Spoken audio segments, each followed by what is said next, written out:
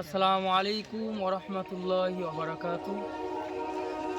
প্রথমত বিষয় হচ্ছে আমরা প্রতি সপ্তাহের না এই সপ্তাহেও আমরা কিছু সংখ্যক ব্যক্তি সকলে সম্মিলিত হয়ে একটা ঐক্যের বার্তা নিয়ে সোশ্যাল মিডিয়ায় প্রতি সপ্তাহেই আমরা আসতাম ধারাবাহিকভাবে।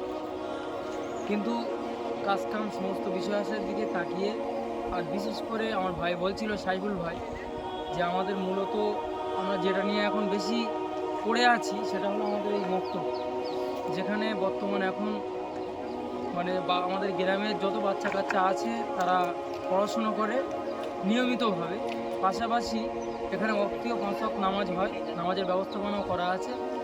এই জায়গাটার পরিস্থিতিটা অনেকটা খারাপের দিকটায় চলে গিয়েছিল।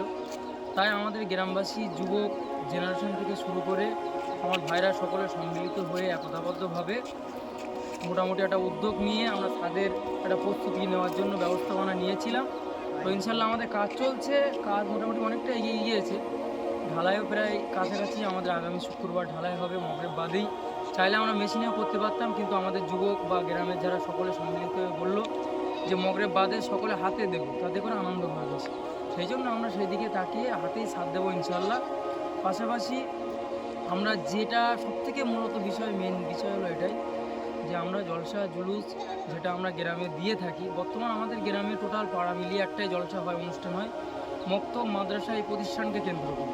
বাকি আমাদের আর জলসা জুলুস কেউই নেই। তা আমি সকলের উদ্দেশ্যে এটাই বলবো যে যারা জলসা দেয় অথচ কোনো উদ্দেশ্য থাকে না আমাদের পিছনে। আমাদের যেমন উদ্দেশ্য বা আমরা নিয়ত করেছি যে প্রত্যেক বছরে জলসার পরে কিছু না কিছু কাজ গ্রামের জন্য, সমাজের জন্য করবো। যেরকম এবছরে এই ছাদটা দিচ্ছি, এর আগের বছরে ছিল মাদ্রাসার ছাদ, তার আগের বছরে ছিল আনুষঙ্গিক মক্তবে, আরও আনুষঙ্গিক কাজ ছিল। সামনের বছর একটা নিয়ত করেছি, আল্লাহ যদি চায় মক্তবটা আরও ডেভেলপমেন্ট করে কিছু বাড়ানোর। তারপরের বছরে যদি এরকমভাবে আমাদের গাডোয়ালটা দেবার।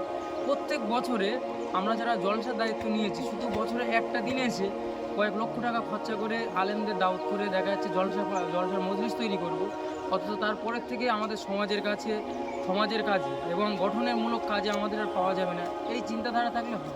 ধারাবাহিকভাবে যেমনভাবে আমরা গঠনমূলক কাজ করার চিন্তাভাবনা নিয়ে এগিয়েছি, এই টেন্ডেন্সিটা সমস্ত ব্যক্তিদের মধ্যে থাকা দরকার আমরা মনে করছি। পাশাপাশি আমরা চাইবো যে অনুষ্ঠান হোক, জলসা হোক, মজলিস হোক, সব কিছুই হোক, কিন্তু একটা বিষয় হলো গঠন কেন্দ্রিক হোক এবং প্রতিষ্ঠান কেন্দ্রিক হোক। ফালতু কোনো উদ্দেশ্য নেই, ইচ্ছা নেই, হুট করে মনে হলো একটা অনুষ্ঠান দিয়ে দিলাম। আমার মনে হয় এতে ইসলামের বিশাল কিছু লাভ হয় না, ইসলামের বিশাল কিছু উপকার হয় না।